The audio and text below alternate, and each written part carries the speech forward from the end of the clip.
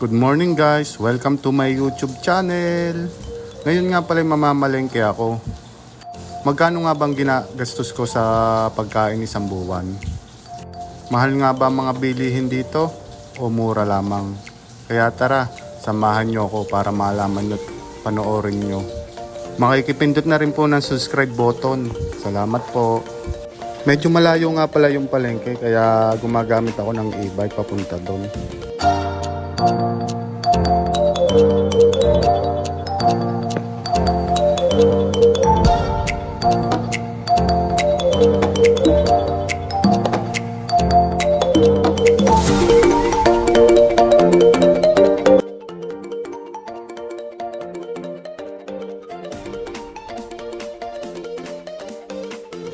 Guys, naalala ko nga pala, wala nga pala akong pera. Kaya magwi-withdraw muna ako.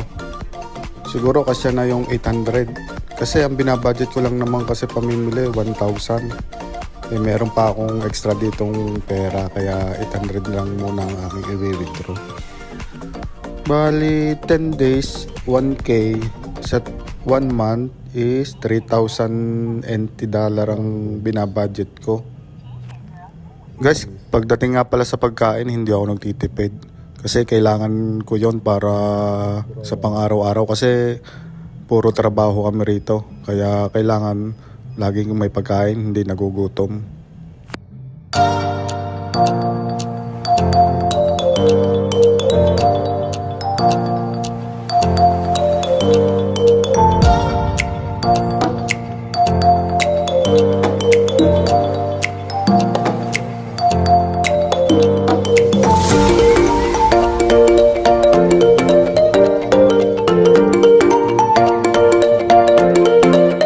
Dito nga pala ako namimili sa Pinoy Store. Marami ritong nabibiling mga pagkain ng Pinoy. O diba kahit nasa Taiwan ka, parang nasa Pilipinas ka rin.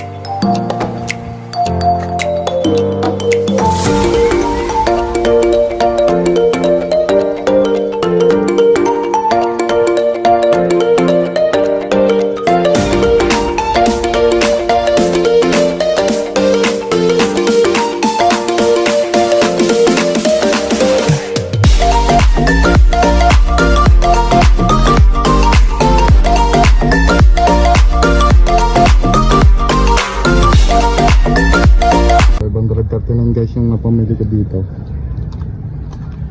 Sa market naman ako pupunta, bibili ako ng ulam ko ngayon. Dito naman ako sa market. Dito ako bumibili ng bigas ko, mga isda, baboy, mga gulay, at kung ano-ano pa. Tara, papasok na ako sa loob para bumili. Eh, natitira pa akong 500 na budget. Kasya na siguro to.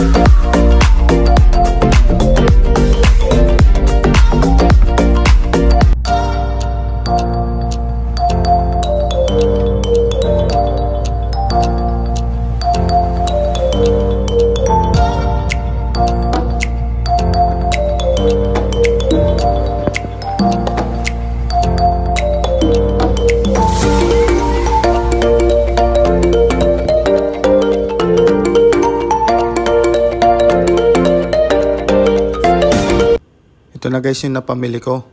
Kaya uuwi na ako. Ito guys, nakauwi na ako.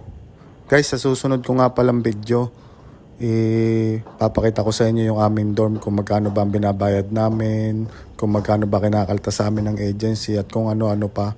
Para sa mga gustong mag-Taiwan, para sa inyo itong mga impormasyon kong to. Kaya pakisubscribe po ng aking channel para update po kayo sa mga video ko about dito sa Taiwan. Guys, ang total nga pala ng napamili ko ay 1,100 NT dollar. Yun na yung budget ko 2 weeks. Sa tingin ko naman maganda magtrabaho dito. Kasi yung budget kong 2 linggo ay 1 araw ko ng trabaho. Kasi Lunes hanggang Biyernes, umaga, tanghali, pakain kami ng bossing namin sa factory. Sa hapon lang ako kumakain kaya nakakatipid kami. Yung ba yung meal allowance namin sa isang buwan. Yun nga pala guys, jumuduty ako Sabado at Linggo sa guardhouse. 1,300 NT. Kaya meron akong pambudget sa pagkain ko. Kaya malaking bagay yun.